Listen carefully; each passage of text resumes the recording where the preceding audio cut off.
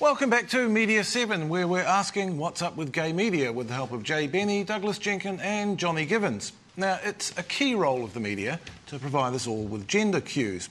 But what if the cap doesn't fit? Enter queer theory. Simon Pound reports. Kids' films used to be simple, like this classic, Sleeping Beauty. These days, things have been turned on their head. The hit Shrek, for example, blew apart fairy tales, making it not Beauty and the Beast, but Beast and the Beast. A pretty big change, and one that visiting professor Judith Halberstam studies. She's a queer theorist.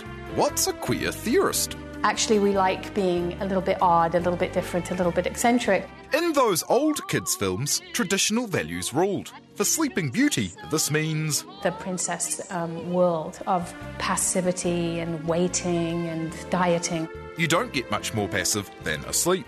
And with Shrek, because it has the ugly prince who then marries the ugly princess, is trying to say to kids, look, beauty is skin deep, which is another cliche, but it's a good one for kids.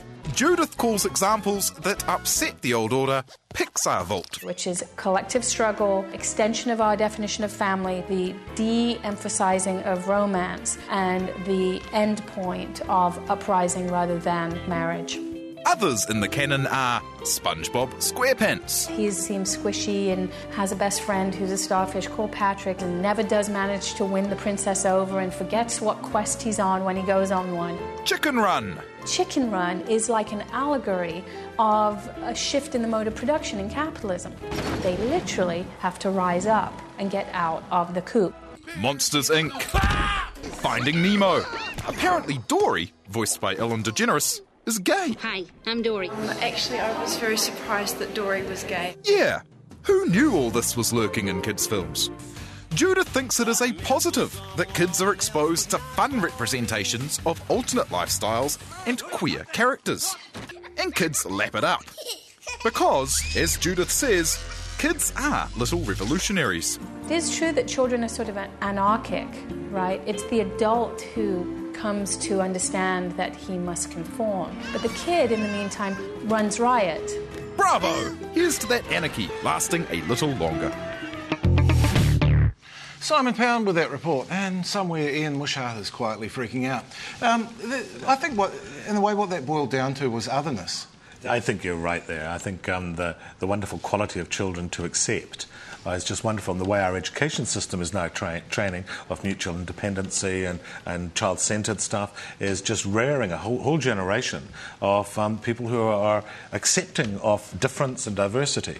And so we now have every 18 years new groups coming in. So since I'm over 50, there's a couple of generations there of really creative storytelling gay people with great stories to tell, including this diversity. Yeah, and there is so much creative queer talent out there, out there in the general media world, telling stories really well. And yet, I get the feeling that the gay media, particularly the print media in New Zealand, needs to work on telling stories better. Oh, too right. Some of the stuff that I'm seeing in my regular Express, which I've had collected for years, I get disappointed that there's no good stories in there. Where am I? Where's the stories about me, the young people I see on in my classes? Where are the real stories about people? Lack of journalism, lack of gay people getting out and writing stories and having them in print is diminished, and that's sadness for everybody. Douglas, with your journalist hat on rather than the AIDS Foundation hat, what would you like to see? What should happen? The current role model would be Takatapui, because not only is it intelligent, it's in prime time, and also Maori television in general has more queer content than any other, and they don't make a fuss about it. It doesn't stick out as being different than anything else that they show, and that's a really nice feeling. It's comfortable. It's not made... you're still on mainstream television and see programs like Queer Eye for the Straight Guy, which is a parade of stereotypes. And they often turn quite nice-looking men into stereotypes like themselves. Jay, what would you do if you had the resources? I know it's not easy to run that business, but if someone did come along and say, here's some investment, is there something that you could do that you can't do now? I think within, say, the internet, or in fact any gay media, I would try and foster good journalism. Because good journalists will understand where the stories are that will appeal to people, that will inform and even entertain them, and to broaden the scope of what is available and the way in which it's presented and the way in which it is channeled out to be as available to as many gay and lesbian people as possible. It's really that simple. Creating a good product that's honest to itself and honest to our communities, presenting it in a way that people will access it. So what's going to be the trick to that? Because I admire what you're doing, but it does seem that you know, there's some underperformance there. There is always some underperformance. It is resource related. Because you don't have many resources, you rely on just a few people and therefore just their perspectives. If you look at us three, we're getting on.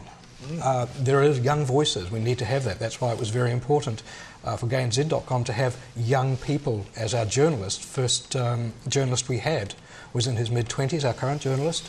In his mid-20s. Those perspectives are important. Well, on the note of the youth, I'm afraid we're actually going to have to stop. Perhaps next time we'll come back with an entire panel of lesbians, but that's all we have time for this week. So thanks to our panellists, Jay Benny, Douglas Jenkins and Johnny Givens, and thank you for watching. We'll be back with Media 7 at the same time next week. But for now, goodbye.